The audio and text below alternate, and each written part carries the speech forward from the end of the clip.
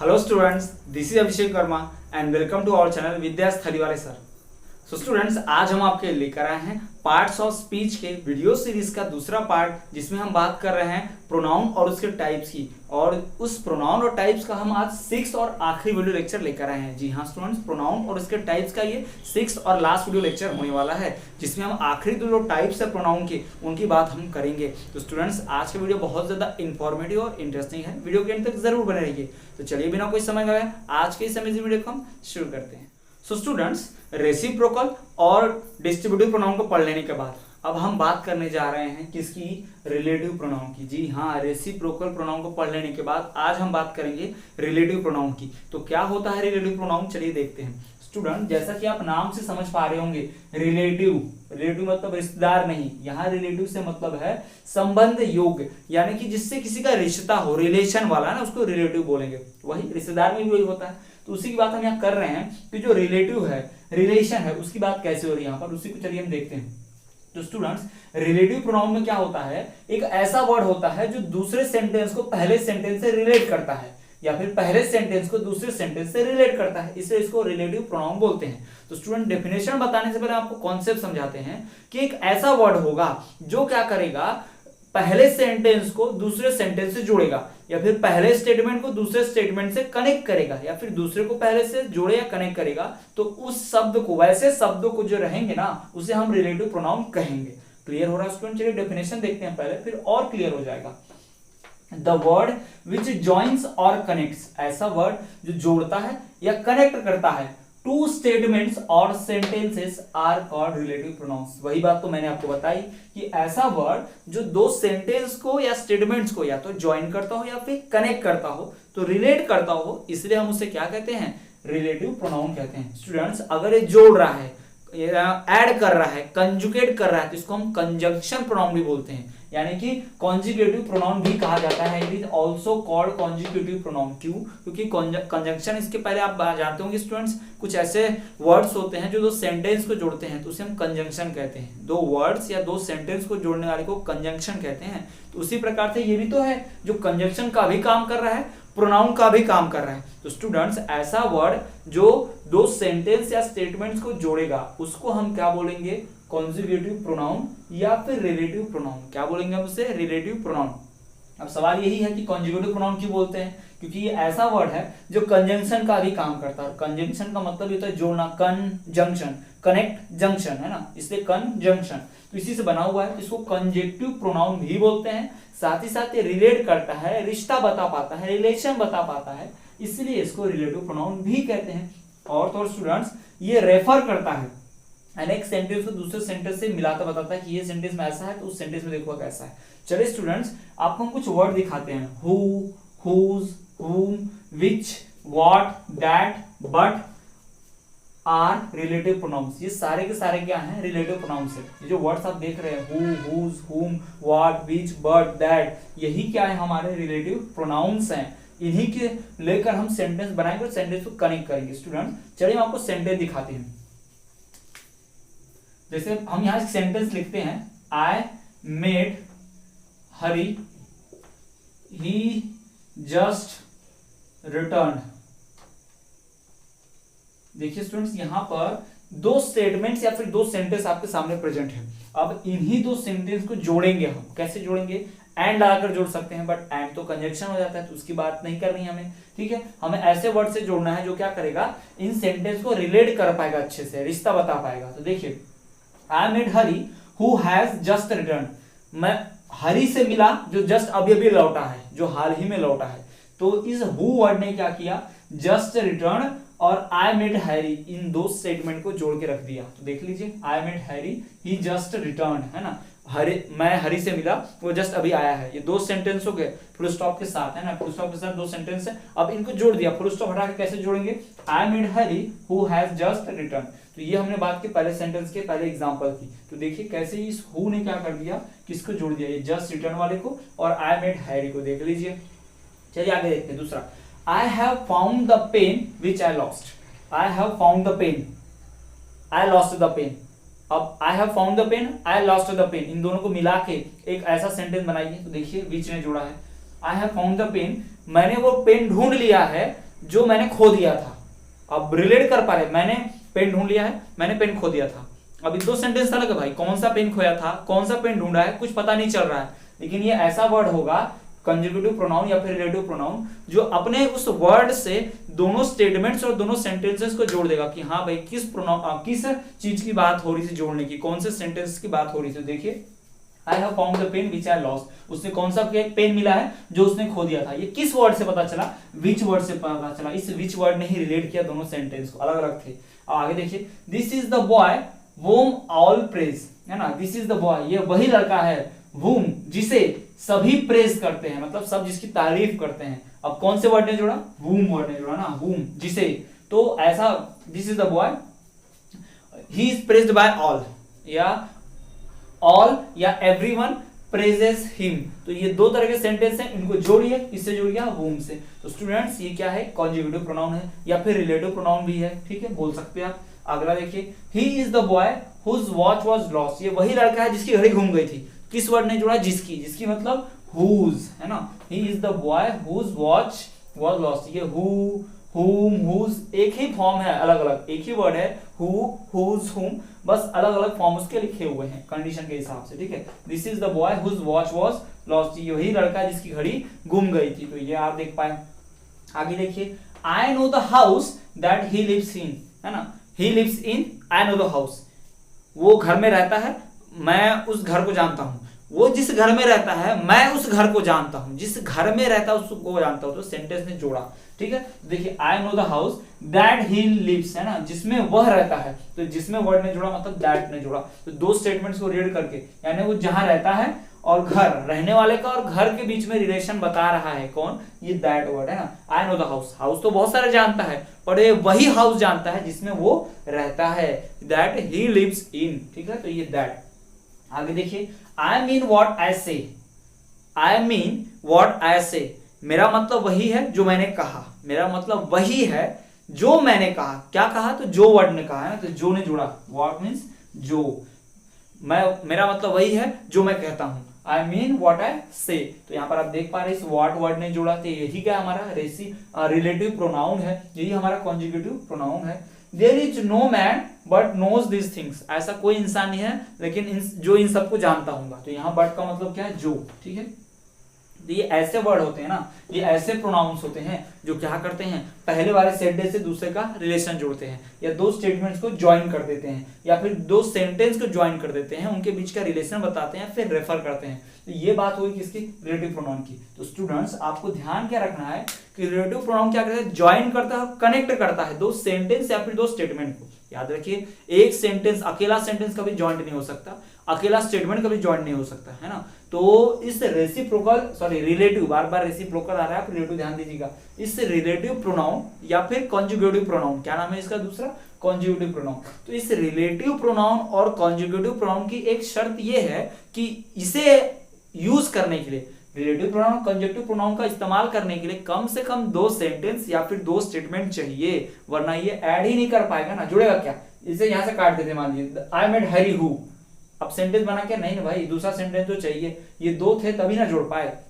तो यही रूल है, यही कॉन्सेप्ट है कि याद रखिए दो सेंटेंस या दो स्टेटमेंट्स को ज्वाइन और कनेक्ट करने वाला जो वर्ड होता है ना, उसे ही क्या कहते हैं हम, रिलेटिव प्रोनाउन या फिर कॉन्जुगेटिव प्रोनाउन कहते हैं। वो जोड़ने का भी काम करता है, साथ ही साथ प्रोनाउन भी रहता है, नाउन के स्थान पर भी लगता है ना। देखिए I met Hari who has just arrived, Hari लड़के का नाम है और ये हु मतलब कौन जो आया था, तो हरी के स्थान पर इसने हु लगा दिया। I met Hari, Hari has just arrived, तो हरी की जगह उसने हु लगाया, तो नाउन, नाम मतलब हरी नाउन है, उस नाम को हटा के जो लगाया प्रोनाउन, यानी कि प्रोनाउन का भी काम कर रहा है, कंजंक्शन का भी काम कर रहा है, इसलिए इसको रिलेटिव प्रोनाउन या फिर कॉन्जुगेटिव प्रोनाउन भी कहते हैं।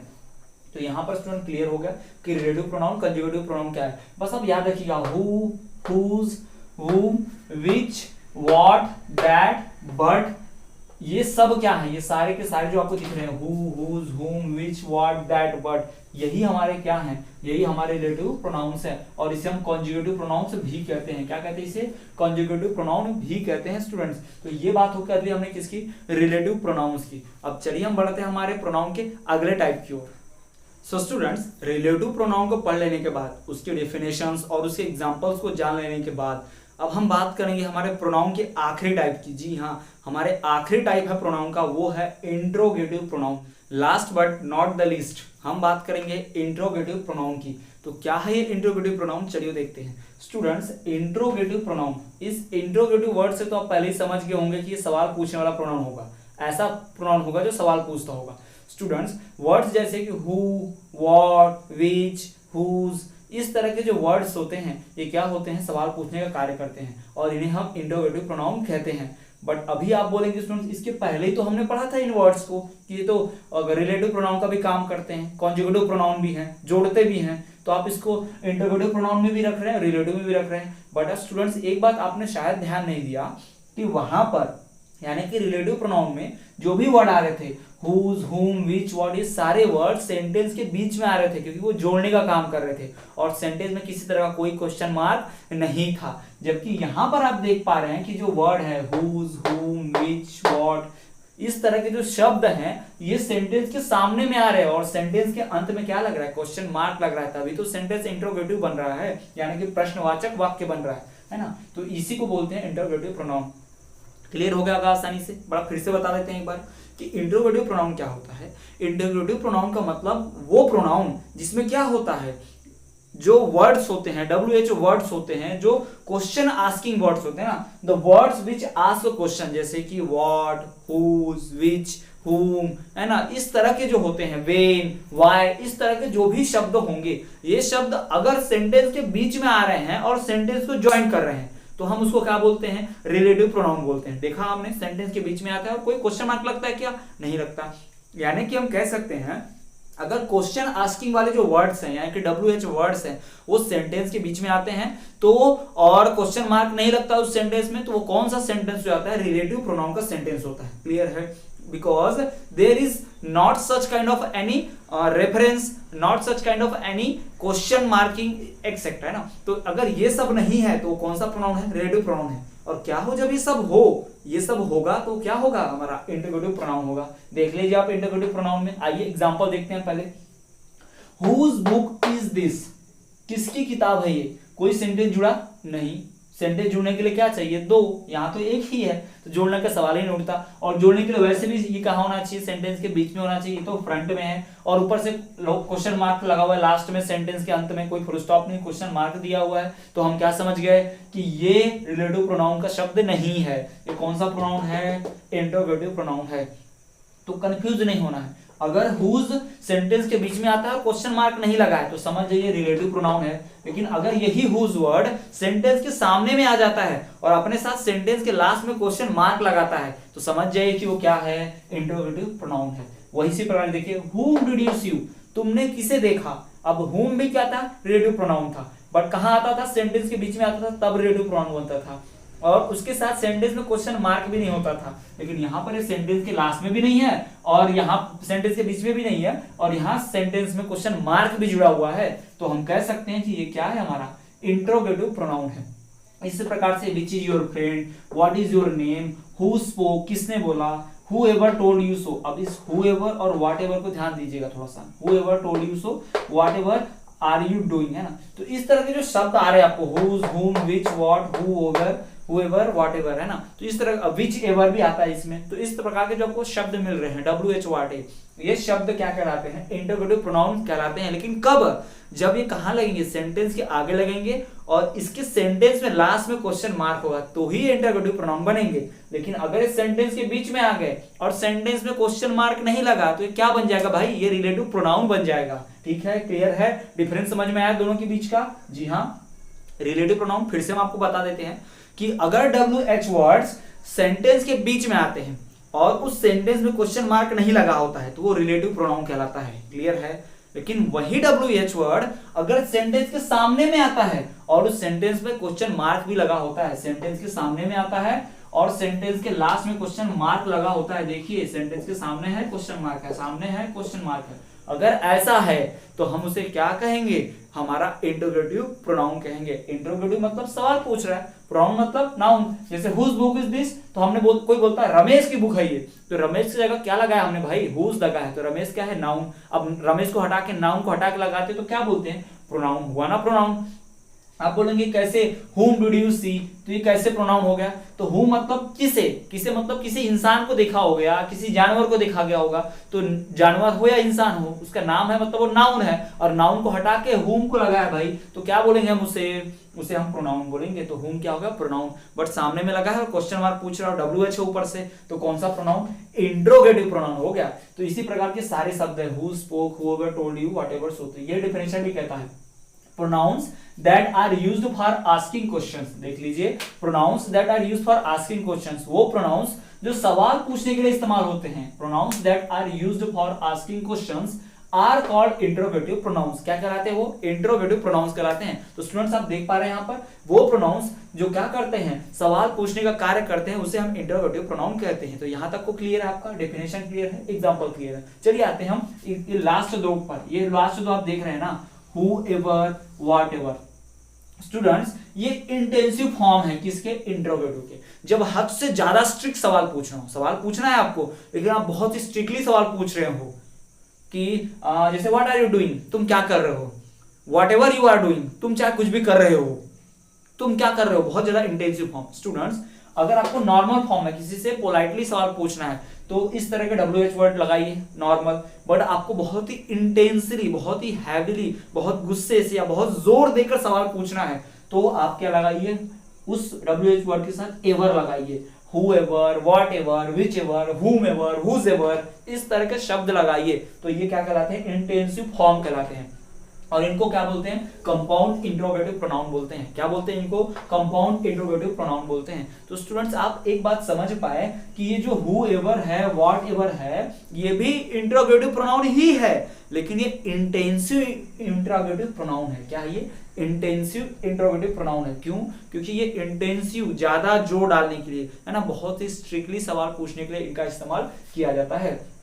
तो स्टूडेंट्स याद रखिएगा, चाहे वो whoever हो, whatever हो, whosever हो, whomever हो, whichever हो, है ना, अगर कुछ भी ऐसा आए तो आप समझ जाइएगा कि वो इंटेंसिव फॉर्म है। लास्ट में क्या लगेगा, एवर, EVER, एवर, है ना। तो लास्ट में अगर एवर लगा हुआ शब्द आता है तो समझ जाइए कि वो इंटेंसिव फॉर्म है इंट्रोगेटिव का, यानी हम उसको क्या बोलेंगे, कंपाउंड इंट्रोगेटिव प्रोनाउन बोलेंगे। तो यहां पर आप प्रोनाउन का एक और टाइप पढ़ लिए भाई।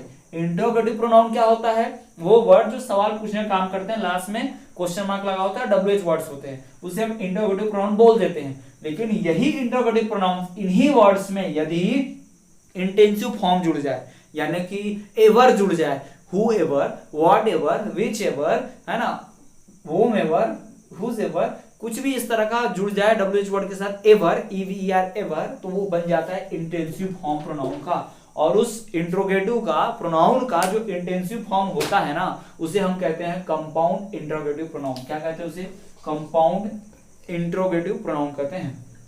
तो स्टूडेंट्स ये हो गया हमारा इंट्रोगेटिव प्रोनाउन। अब इसमें कुछ थोड़ा सा आपको ध्यान रखने वाली बात क्या है, जब भी आपको प्रोनाउन के ऐसे शब्द दिए जाए, सेंटेंस दिया जाए, पहचानो कि इंट्रोगेटिव प्रोनाउन क्या है, तो आपका दिमाग में एक ही बत्ती जलनी चाहिए, भाई देखो क्वेश्चन मार्क है कि नहीं। पहले तो क्वेश्चन मार्क ढूंढो, क्वेश्चन मार्क होगा तो ही इंट्रोगेटिव बनेगा।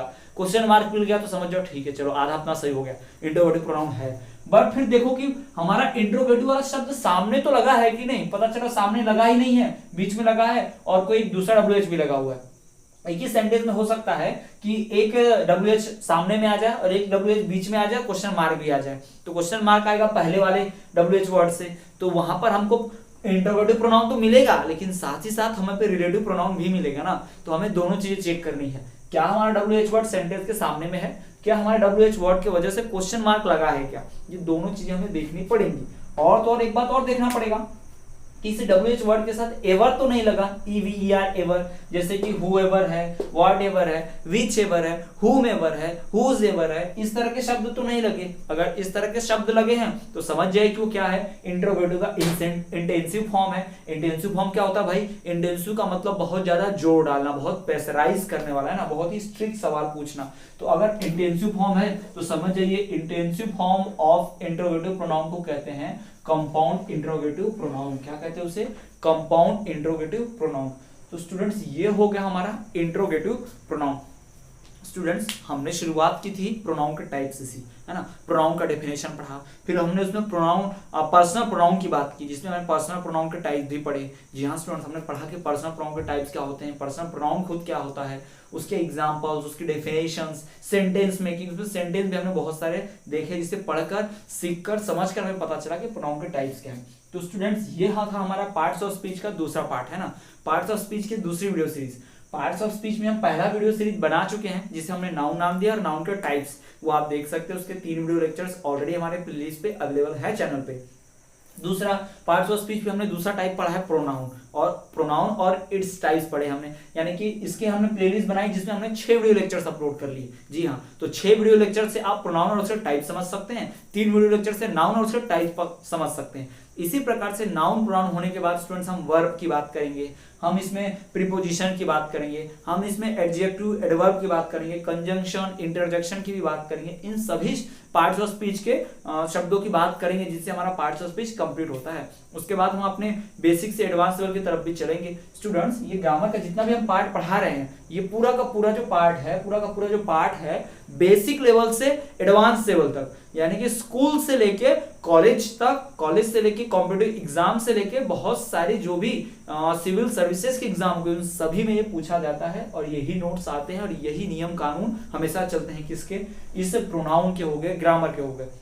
तो नोट्स बहुत इंपॉर्टेंट है, इसे आप संभाल कर रखिए और सही एग्जाम्पल के थ्रू बनाते चलिए। स्टूडेंट्स ग्रामर में प्रैक्टिस बहुत जरूरी है। आप नोट्स बना रहे हैं, वीडियो को रिपीट करके भी देखना जरूरी है, वरना आप भूलते जाएंगे, नियम कानून भूल जाते जाएंगे ना। तो बस आधा घंटा 15-20 मिनट तो लगता है वीडियो देखने में, देखते जाइए, सुनते जाइए, समझते जाइए। नोट तो आपने एक बार कॉपी में बना ही लिए हैं, तो कोई दिक्कत ही नहीं है। तो स्टूडेंट्स ये था हमारा इंटरोगेटिव प्रोनाउन। आज के वीडियो लेक्चर में इतना ही। वीडियो को लाइक कीजिए, अपने फ्रेंड के साथ ज्यादा शेयर कीजिए। कोई डाउट है तो कमेंट कीजिए, हम आपके डाउट दूर करने की पूरी कोशिश करेंगे। तब तक आप हमारे चैनल पर इसी तरह बने रहिए और देखते रहिए हमारा चैनल विद्या स्टडी वाले सर।